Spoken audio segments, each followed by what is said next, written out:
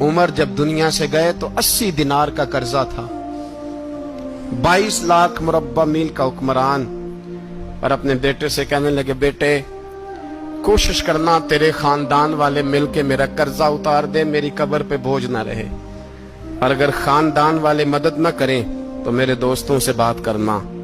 وہ مدد نہ کریں تو پھر علی سے بات کرنا۔